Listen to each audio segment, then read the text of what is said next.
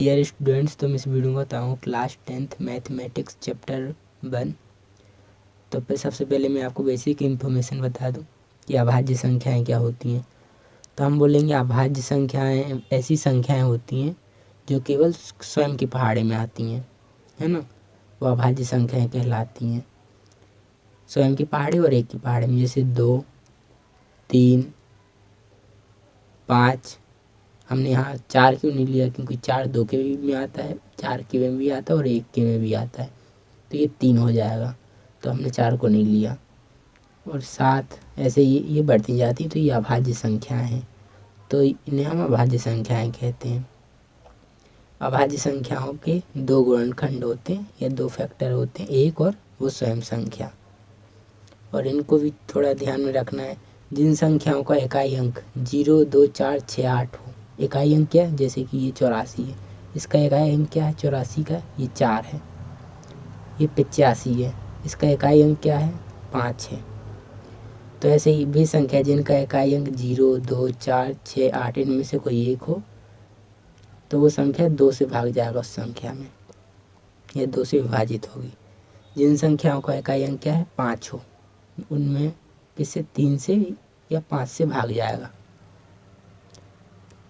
तो अगर छोटी संख्या से जा रहा है तो हम सबसे पहले 3 से देंगे, इसके बाद 5 से। अगर 3 से नहीं जा रहा तो फिर 5 से ही देंगे। तो अब क्वेश्चन पर हम आते हैं।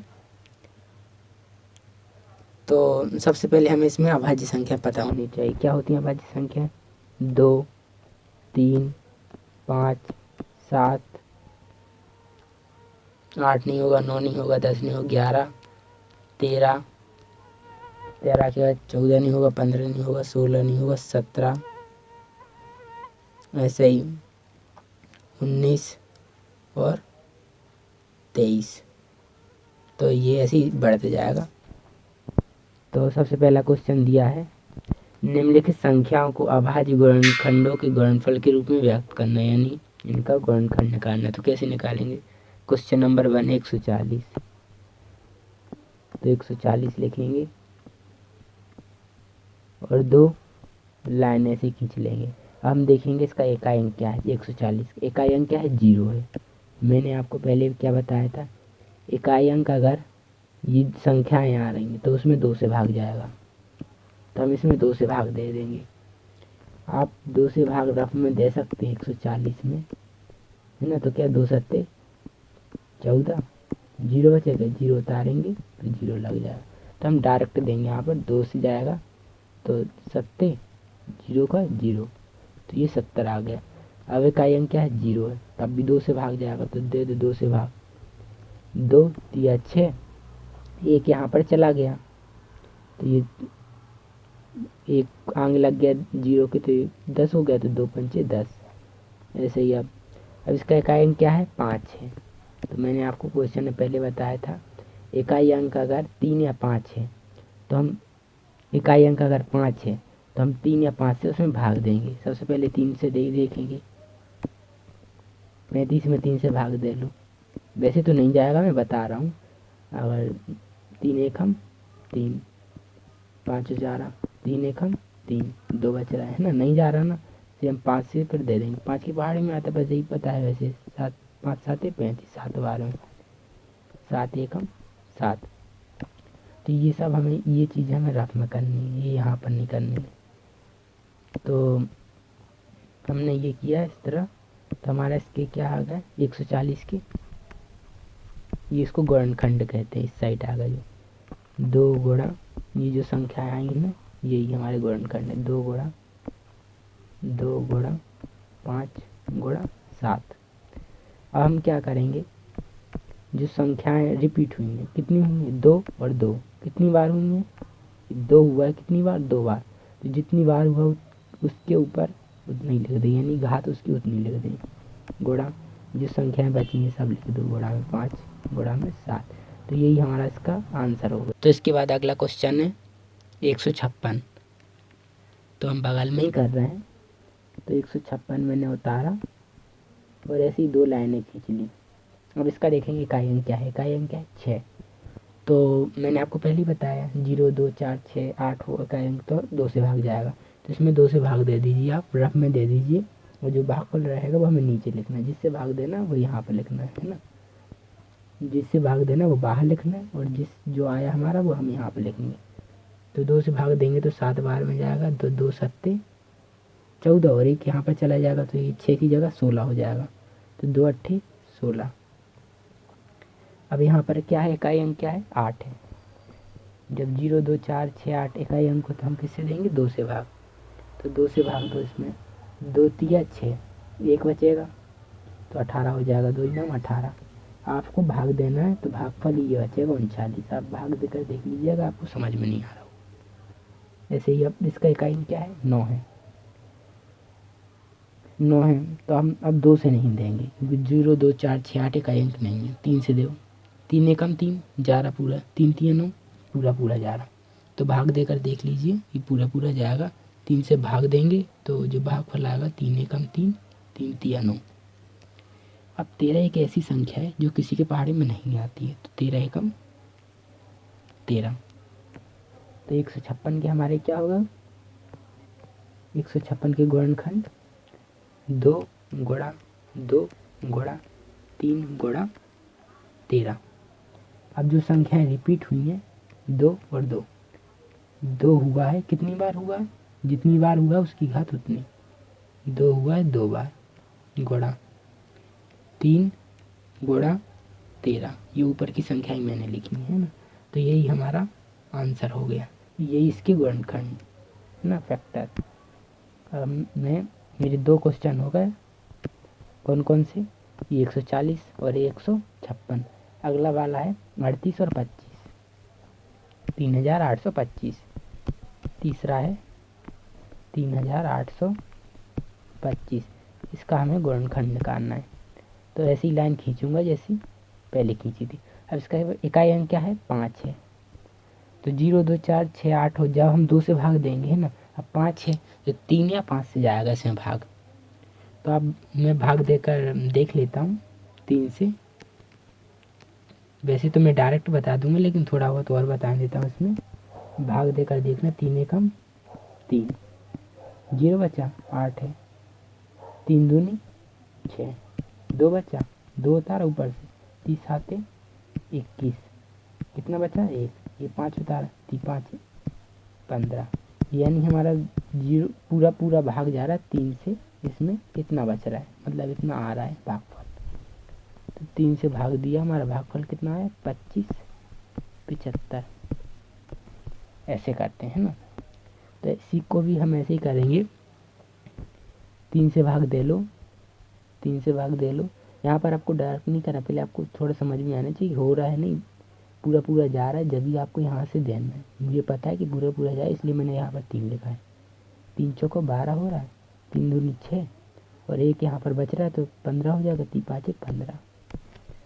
अब हम यहाँ पर 3 से देंगे, देखिए 3 एकम 3, तो 1 बच रहा है ना, तो ये 12 हो जाएगा, 3 चौको 12। अब यहाँ पर 5, 3 के भाग में तो 5 आता ही नहीं, तो ये नहीं जाएगा, तो 5 से ही जाएगा। तो 5 से तो 2 संख्या है लेकिन एक संख्या छोटी है, तो 42 तो आते नहीं, 40 आता है, तो 5 अट्ठे 40, तो 2 बचेगा, 42 में से 40 गए तो 2, तो ये 5 की जगह 25 हो जाएगा। तो 5 के बाद 25 कितनी बार है, 25। आपको ये पता नहीं कैसे आई ये संख्या 85, तो आप 425 में 5 से भाग देकर देखिए, 5 से भाग, तो आपको 85 भागफल आएगा, यही हमने लिखा है। अब इसका एक वैसे ही इसमें इकाई अंक 5 है, याद रख लीजिए, अगर शुरू में 3 से नहीं गया तो इस बार भी 3 से नहीं जाएगा, हमें पिछली वाली संख्या नहीं देखनी है। अगर आप इस बार 3 से जा रहा तो हमने पिछली बार गलती की होगी, तो 5 से ही देंगे। 5 एकम 5, 6 7 8, 8 में से 5 का 3 बचे, तो यहाँ पर 3 आ गया, तो ये 5 की जगह 35 हो जाएगा, तो 5 7 35, तो ये हमारा 17 एकम 17 हो गया। तो हमारे इसके गुणनखंड क्या आ गए, 38 25 के, 38 25 के गुणनखंड 3 गुणा 3 गुणा 5 गुणा 5 गुणा 17। तब जो रिपीट हो रही संख्याएं हम उनको ठीक से लिख लेंगे। तो 3 और 3 रिपीट हो रहा कितनी बार, 2 बार, गुणा 5 कितनी बार रिपीट हो रहा है, 2 बार, गुणा 17, मतलब एक ही बार, तो उसको कुछ नहीं। तो यही हमारा आंसर हो गया। तो मैं इसको यहाँ पर कर देता हूँ 5005। तो इसका ऐसे ही हमें गुणनखंड निकालना है। यहाँ पर इकाई अंक क्या है, 5 है, तो ये 3 से जाएगा या तो फिर 5 से जाएगा। तो 3 से हम देख लेते हैं, मैं वैसे देख ला, आप भाग करके देखिए। 3 एकम 3, 2 बचेगा तो ये 20 हो जाएगा। तो 3×5 3×6 18, 2 बचेगा, ये 20 हो जाएगा। 3×5 3×6 18, 2 बचेगा, ये 25 हो जाएगा। तो 25 तो आता नहीं है, तो यानी 3 से नहीं जाएगा। 3 से नहीं जाएगा तो फिर 5 से ही जाएगा। इकाई अंक अगर 5 हो तो 3 या 5 से भाग जाएगा। तो इसमें 5 से आप भाग देकर देख लीजिए, डायरेक्ट ही जा रहा है, क्यों भाग देना, 5 एकम 5, 2 जीरो वैसे के वैसे, 5 एकम 5 ही हो गया। अब ऐसे ही इसको, अब इकाई अंक क्या है 1, तो 5 से तो नहीं जाएगा, नहीं 5 से नहीं जाएगा। फिर 5 के बाद किससे देखेंगे, 6 से नहीं देखेंगे, क्योंकि 6 अभाज्य संख्या नहीं है। 7 से देखेंगे, तो 7 से देखेंगे तो 7 एकम 7। यहाँ पर मैं थोड़ा ये कर लेता हूँ, 7 से 7 एकम 7, कितना बचा, 3 बचा। 7 7 7 सत्या की सच्चों को 28, कितना बचा, 2 बचा। 7 या 21, यानी 7 से पूरा पूरा जा रहा है 143 बार। 7 से जा रहा है 143 बार में। अब 7 से चला गया, अब फिर से जा रहा है क्या, 7 7 दूनी 14, 3 बचन नहीं जा रहा है, यानी 7 से। अब किससे देखेंगे, 9 से नहीं देखेंगे, क्योंकि 9 अभाज्य संख्या नहीं है, क्योंकि 9 के 1 3 और 9 3 गुणनखंड होते हैं, इसलिए। यानी ऐसी संख्या जो उसी के पहाड़ी और एक की पहाड़ी में है, उन्हीं संख्याओं से देखेंगे। तो 9 नहीं, 10 नहीं, 11, तो 11 से देखेंगे। तो 11 में इसका 11 एकम 11, कितना बचेगा, 14 में से 11 का 3 बचेगा। तो यहाँ पर 3 की आगे 3 आ जाएंगे तो क्या 33 हो जाएगा। तो 11 3 33, आप 143 में 11 से भाग देकर देख लीजिए, तो 13 आएगा भागफल। ऐसी 13 किसी के ही पहाड़ में नहीं आता, तो 13 एकम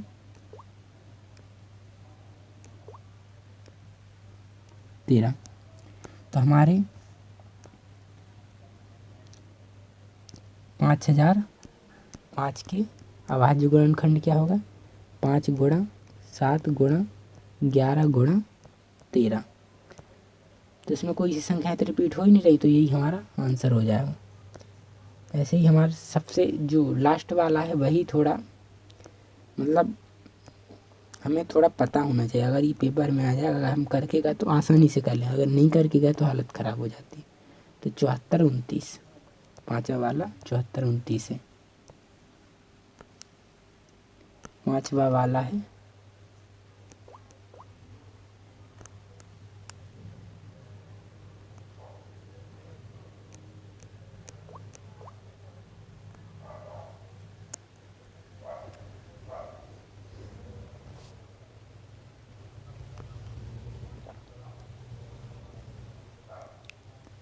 74 29। तो ऐसे इसमें लाइन खींचेंगे जैसे खींचते हैं। इसमें मैं पहले से कर चुका हूँ, मैं आपको बता दूँ। वैसे ये क्वेश्चन तो ऐसे आते नहीं हैं, ऐसे इतने लंबे वाले कि मतलब बड़े पहाड़ से जाएं, ये मतलब एक ही है इसमें। तो ये पेपर में वैसे आप यहाँ पर अच्छे से करके जाओगे तो आसानी से आ जाएगा।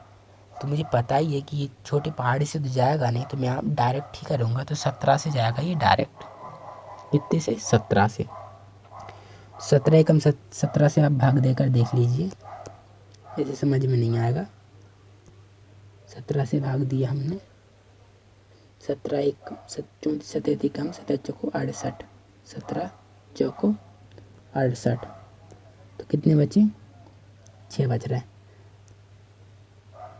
17 एकम 17 17 तिया 51, 17 तिया 51, कितने बच रहे हैं, 11 बच रहे हैं। ये 9 18, 17 7 119, ये हमारा हो गया। 17 से दिए तो ये आ गया 4 3 7। अब हम किससे देंगे? 19 से। ये मुझे पहले से पता है, मैंने डायरेक्ट देखते नहीं आ रहा, मैंने पहले किया हुआ है इसलिए मुझे आ रहा है। ऐसे ही आप करेंगे तो आपको भी आ जाएगा। तो 19 से कम 19 19 दूनी 38 19 दूनी 38।